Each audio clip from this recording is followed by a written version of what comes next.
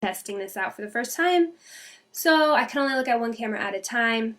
So I will check, and I will check comments throughout the live. I'll do a Q&A at the end. So if you have questions regarding stuff, feel free to put a question in the comments, and I will check at the end. Okay, so today's topic is naps. And before we dive into that, I am going to first explain who I am for anybody who's new here, and a little bit of what I've been doing. So over the past few weeks, I have been going over the elements of healthy sleep habits as proposed by Dr. Mark Weisbluth in his book, Healthy Sleep Habits, Happy Child. So this is a great resource. It's a little bit dense though. It's got a lot of information. So I'm taking time to explain to you briefly the important things that are touched on at the very beginning of this book. So the 5 elements, they are sleep duration, sleep consolidation, sleep regularity, the timing of sleep, and naps, which is what we're discussing today. So before we dive into that, for anyone new, my name is Megan Robert. I am a child sleep coach, postpartum doula, and former nanny, and I'm owner of After the Stork. So I help families in 2 ways. One, I help families who are wanting to be proactive. If you are someone who is expecting or going through or know you're about to go through a transition with your child, I help you so that you can smoothly, as best you can, go through those transitions. For expecting parents, I go over how to shape sleep over time, what newborn sleep development looks like, so that you understand what is normal for sleep development, and that way you can help your child gradually over time shape that sleep. And then I help families who know they're about to go through transitions, such as the 4-month sleep regression. I prefer to call it the sleep leap, because your child is actually developing and moving forward with their sleep, which causes the wakings at night that some people experience. I help families with the transitions of the 3 to 2 naps, 2 to 1 nap, 1 to no nap, and the crib to the bed. So those are ways to be proactive. And then my main clientele are those who are struggling. They're in it. Their child is waking frequently through the night, taking short to no naps, waking early in the morning. Bedtime is just a struggle. It's taking an hour or more to put your child down. So I help those families by, I have questions that I ask that help me get a good idea of what's going on with that specific family. We then have a consultation where I go over the different components of sleep and specifically where we need to make adjustments with that family. And one of the main areas that is often missing is the ability for a child to fall asleep independently. So when I am working with them, we go over different ways of being involved in order to help your child learn how to transition smoothly between sleep cycles on their own. If they're not able to do that, that's when you experience those frequent wakings. That's when we experience those early risings, and that's why naps might be short or non-existent. So if you are interested, in learning more, or if you want to chat, you can go to afterthestork.com. One thing I have is you can book a phone call online. It's a 15-minute phone call to discuss your situation and how I can help. That's afterthestorksleep.com/book online. Or if you just want a document to see the step-by-step process, you can go to afterthestorksleep.com/what is entailed. Now quickly before I dive into everything, I do need to give a brief disclaimer. I am not a medical professional. I help families from a behavioral perspective. These videos that I provide, all the resources I provide, they are for educational and informational purposes only. The information contained within these resources, they are not intended as and shall not be understood or construed as medical advice or a substitute of medical advice.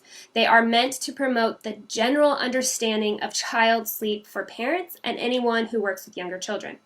For medical issues or concerns, please consult your pediatrician or healthcare provider. If your child snores or mouth breathes, reach out to your pediatrician, an ENT, or a sleep specialist to check for any underlying medical issues that are hindering your child's sleep. So we're going to do, I went over the brief recap of what we've been talking about over the past few weeks, and today's discussion is all about the element of naps. Naps. What are the purpose of naps? Why are they important? What are some age-appropriate schedules for your child? And then I will be providing a free resource this coming weekend in my newsletter, or my weekly email newsletter, on how you will know what red flags to look for to know if your child is ready to drop a nap. I would go over that here, but I don't want to go further past the time than planned. I try to stick to 20 minutes or less because I know that you guys are busy with your children and you've got things to do around the house. But if you want to be guaranteed that you get that newsletter, the links that I just mentioned, or you can go to afterthestorksleep.com/join the stork community, and you will then start receiving emails every Sunday. They generally go out Sundays at 8 p.m. Okay, so we're going to be talking about naps today. We live in this society where naps are often viewed as negative or unnecessary. Adults who nap are viewed as being lazy or unmotivated, or perhaps naps they're for the sick and for the elderly. They can be viewed as a waste of time that interrupts productivity. Well, and parents often will have their children napping on the go, napping wherever they can, or not napping at all because you're trying to fit in so many things. Running errands, seeing friends and family, doing all the activities. Perhaps you have older children who do sports and you've got to run them around everywhere. Also in our society, parents who do have a schedule for their child, who do make naps a priority, I can guarantee you they've at least once in their life, if not more than that, have experienced someone giving them grief for trying to keep their child on a schedule. Grief from an in-law, or grief from their own parent, or even strangers, trying to question why they might do that. But I hope that after today's live, you understand why naps are important and why you should make them a priority in your child's life. You can have the best of both worlds, where your child naps and you get to go do things as a family. Keep in mind that naps, they are important for your child's health and development. They are not just a random convenience for you to get a break. They are not an inconvenience of doing other things. They are so important. Last week, I talked about the analogy of sleep to food. So I'm going to touch on that again because I feel that it can really help paint this picture. So when you're keeping track of food, when you are trying to lose weight or you're just trying to eat healthy, it isn't enough just to count the calories. It isn't enough to just consume food. We want to look at what kind of carbs are involved, what kind of fats are involved, what kind of protein, how much of each. We look at, is the food healthy or is the food junk food? It's the same for sleep. Not all sleep is created equal, just as not all food is created equal. So night sleep is different than day sleep, and each nap is different from one another. So for the AM nap, it provides mental restoration. So this is emotionally, psychologically, there's a different type of sleep that happens, and we will discuss that more in the future when I start to dive into the science of sleep. But the AM nap is made of more non-REM sleep in the sleep cycles, so it is more restorative mentally. The PM nap is made of more non-REM sleep, and so that sleep provides more of a physical restoration. So if you miss one or the other, you are not getting a certain type of restoration that your child needs. So the AM nap, mental restoration. PM nap, physical restoration. And obviously this is for children who are on a multiple nap schedule. When your child reaches a certain age to where they drop that AM nap, which we will talk about, it is appropriate to move on from that, and they will still get the type of sleep that they need. Now the third type of nap is the cat nap. The cat nap is generally for children who are younger. Usually 6 months or younger is when you'll experience cat naps, sometimes up to about 8 or 9 months. But the cat nap helps to bridge the gap from waking from the end of the PM nap to bedtime. It is not restorative like the AM and PM nap are. So if you miss the AM nap and you think, oh, well, my child's going to get a nap later, it is not going to be the same quality as it would be if it was at the appropriate time of day. So that kind of goes together with what we talked about last week, is the timing of sleep, the schedule of sleep. Naps do their job best when they happen at the right time of day. We want our children napping when they are biologically drowsy. Now, I have touched on this a bit, and will be explaining again in the future when I talk about the science of sleep.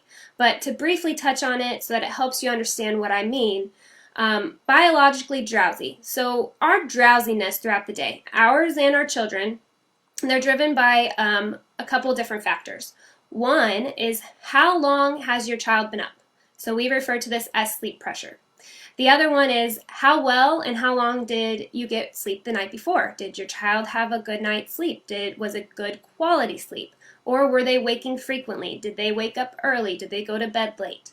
And then the third one, and this is where the importance of timing comes in, is the circadian rhythm. Specifically, fluctuation in mental states, so alertness and drowsiness. So this will fluctuate throughout the day. Just like when you are sleeping, you go through different sleep cycles. Your brain has different brain waves, different frequencies. When you are awake, you are going through different states in the mind that are more alert and more drowsy. So you're going to fluctuate through alert, drowsy, alert, drowsy. The same goes for your child. So we are trying to find naps when the sleep pressure is high and the drowsiness state is low.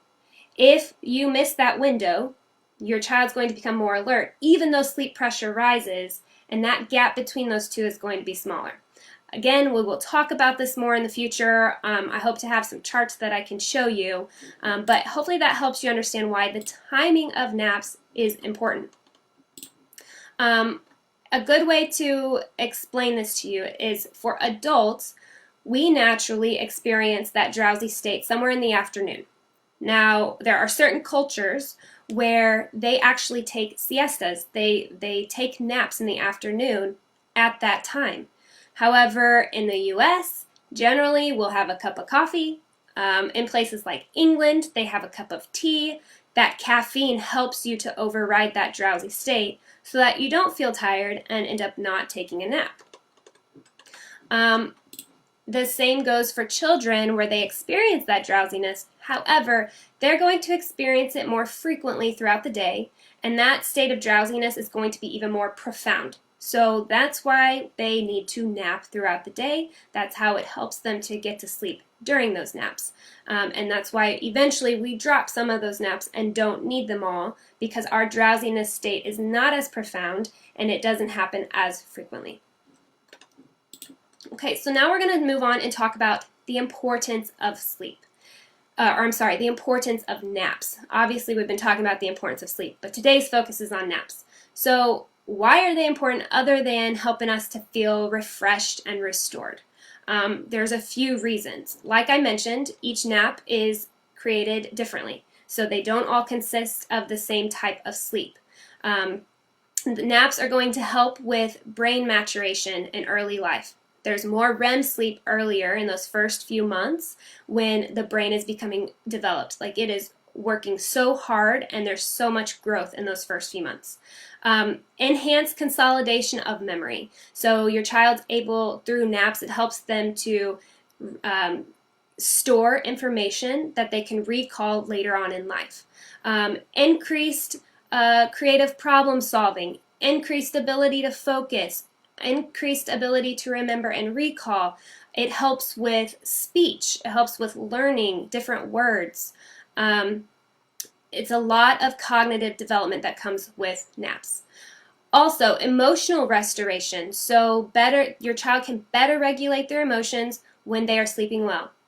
Same probably goes for you.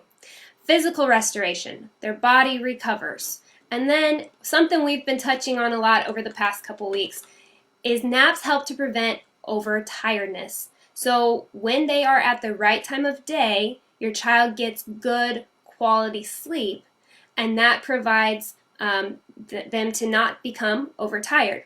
Now, if you're not sure if your child's overtired or not, I have a great resource for you. The link that I mentioned above about the elements of sleep that you can get at afterthehistoricsleep.com/elements of healthy sleep. There is a free resource, a bonus resource in there for you that is about the red flags to look for to know if your child is overtired or not. So we've talked about, the importance of naps and how we view them in society. And now we're going to move on to probably what you've been waiting for, is what is an age-appropriate schedule for newborns. We're going to break this down based on the different categories. So for newborns, this means about 3 to 4 months. We've talked in the past about how the circadian rhythm is not yet developed. So they're not going to be on a schedule. Don't expect your newborn to be on a schedule. Instead, you're going to pay attention to wake windows, how long they can handle being awake, and when they need to be going down for naps. Their circadian rhythm, that the mental state of alertness and drowsiness are not yet in sync, so they sometimes overlap, and that can often cause some difficulty with naps. But just know that it is normal for a newborn for their sleep to be kind of scattered. It's not going to be a schedule yet. So we want to pay attention more to the wake window and not a set schedule. However, naps are still very, very, very important at this age. Like I mentioned, this is a time when the brain is developing so quickly. This is a time when circuits are being developed. So we really want to make sure that our newborns are getting naps. The length of the naps are not going to be a specific amount of time. Some naps are going to be short, some naps are going to be long, but just make sure that we're paying attention to that wake window of about 45 minutes to an hour and a half, depending on their age, and getting them down when they need to go to sleep. The next phase is the 4 to 6 month range. This is when the circadian rhythm is becoming more developed. So their wake window becomes longer, the schedule, the time that they sleep becomes more important, the different mental stages, the drowsiness and alertness, they are becoming more in sync, meaning that they're not going to be overlapping as much, and napping at certain times are going to be very important for your child. So it is normal at this age for your child to have about 3 to 4 naps, with an AM nap and a PM nap that are both longer, and then some cat naps to help bridge that gap from the PM nap to bedtime. Now generally what I see happening is the AM nap is the first thing to lengthen, and then gradually the PM nap becomes more set, and then you move to one cat nap. Between 6 to 9 months, if your child's sleeping well, normally they drop at around 6 months, but a child might need a cat nap until about 6 to 9 months. So 2 to 3 naps from 6 to 9 months of age, dropping that last cat nap, and being able to stay awake longer for a longer period of time between the PM nap to bedtime. So that generally drops around 6 months.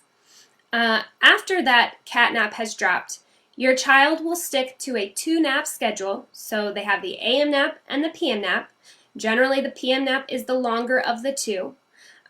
With the 2-nap schedule, we will generally see that AM nap is what will drop when you go from 2 to 1 nap, around 15 to 18 months. Hold on to both naps as long as you can. If you drop them too early, it might seem like it works at first, but then most likely your child is going to be overtired and actually still needing that nap. So I try to highly encourage people, hold on to both naps until at least 15 months if you can. But for some children, they drop that nap after 15 months, somewhere between 15 to 18 months, and you've got some outliers where they even go up to 21 months. But generally, hold on to those 2 naps as best you can until about 15 months of age. Then, at 15 to 18 months of age, they drop that morning nap and still need an afternoon nap. So between 15 to 18 months of age and then up through about 3 or 4 years of age, they're going to have that 1 nap. As your child becomes more of a preschooler, you might see the duration of that nap start to shrink. However, they do still need a nap. This is a time when I suggest holding on to that afternoon nap as best you can until at least 3 years of age, but if you can make it to 4 years of age, great. Then around 3 to 4 years of age, sometimes a little bit over, they officially drop their last nap. Now, anytime you're going through this nap transition, anytime your child is dropping a nap, you are going to need to move bedtime up. You're going to need to adjust bedtime up until they adjust to being awake for a longer period of time and having less daytime sleep. what we see happening usually is that sleep from the sleep from the nap that gets dropped is not always lost immediately. That sleep instead is consolidated somewhere else. So it's usually the AM nap when it's dropped is consolidated either into the PM nap or into bedtime, or maybe a little bit of both. So they don't immediately drop the amount of sleep they're getting from that AM nap. Instead, it's just consolidated somewhere else. And then gradually as they adjust, you might see it shift a little bit to less time. So now we're going to talk about, we've talked about when or what naps happen and when to drop them. And now we're going to talk about the timing of naps. So newborns, again, don't expect a schedule. But as your child's schedule starts to form between that 4 to 6 months, the AM nap happens best around 9 a.m. Now this is just a general concept. This isn't for every child, but somewhere around 9 a.m. is a great time for that AM nap to start because the sleep pressure is increasing and the circadian rhythm dips. The second nap is best between 12 to 1 p.m.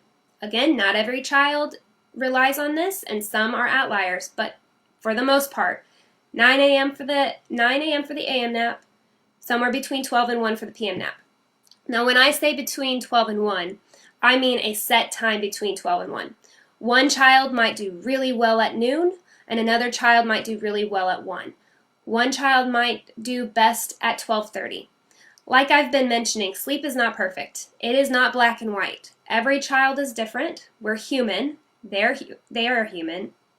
And so you might have to figure out, if you don't already know your child's schedule, you might have to play around with it a bit to figure out the best times that work for them. This means that the time when they get a good duration of sleep, and this means a time when they get good quality sleep.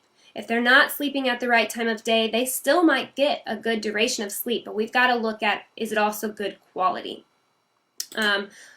Generally, though, what will happen is if they're not sleeping at the right time of day, their nap is going to be shorter. They usually will get a longer duration of sleep when it's happening at the appropriate time. That's just from my experience that I see. Now, this is not to say that missing a nap is bad. It is okay occasionally for you to miss a nap, for your child to miss a nap. Just know that it is going to affect your child most likely in a negative way. Just help them get right back on track by getting them back to their schedule and napping at the appropriate time. So let's say the AM nap you missed it. You were out running errands. Instead of putting your child down at a different time, hold off until that PM nap and get right back onto the right schedule. But this is to say that if your child is either not napping or just napping randomly throughout the day, often missing naps, this is going to create a snowball effect of overtiredness, and your child might seem like they're not tired, but they actually need help getting into a routine of having consistent naps at the right times of day. Now, I am trying not to go over, I know I just went over 20 minutes a little bit, so I'm trying not to go over that amount. So I'm not going to talk about it here, but if you sign up for my email list, you will get a document this coming weekend that is going to cover red flags to look for to know if your child is ready to. You can join that email list by going to the links I mentioned above or earlier, or you can go to afterthestorksleep.com/join the stork community. I will be sending that out to everyone who's on that list already. That'll be part of next week's email. So the main takeaway message from today, it's the same as last week. Help your child establish healthy sleep schedules by being your child's timekeeper. You know what your child needs. You are paying attention. You're attuned to when your child needs to sleep, and now that you have this information, you can help them get better rest. Make sure your child is napping at the appropriate times of day for your child's age. And if this is something that you struggle with, if you are not sure or you're having a difficult time helping your child get onto a schedule, reach out to me. Let's chat. I can help you get your child into a better routine. You can do that here through Facebook, Instagram, or by going to afterthestorksleep.com/book online. Now, do I have any questions? Any questions from anyone? regarding naps. Any questions?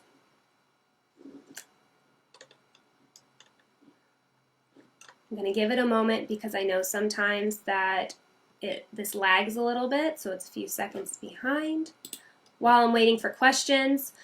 So next week, I am going to be going live again at 1 p.m. and I will be recapping on the 5 elements that I've been discussing over the past few weeks. I'm going to do a recap of what they are and briefly going over the important takeaways from those 5 elements. After that week, we're going to be jumping into my favorite part of sleep. We're going to be talking about the science of sleep. Now, don't let that word scare you. The science of sleep, it's fascinating. We're going to talk about the different systems that help regulate sleep that contribute to it, so the circadian rhythm and sleep pressure. And then we're going to talk about the architecture of sleep. So what are sleep cycles? What do they consist of? What are the different phases? How are they different? How do they benefit your child and you? So I am so excited to talk about that. I hope that you join me when we reach that point. But next week we are going to be talking about the 5 elements of sleep. All right, no questions. So if you end up having a question, feel free to reach out. I'm happy to help. And I hope that you all have a wonderful week and that everyone is well rested.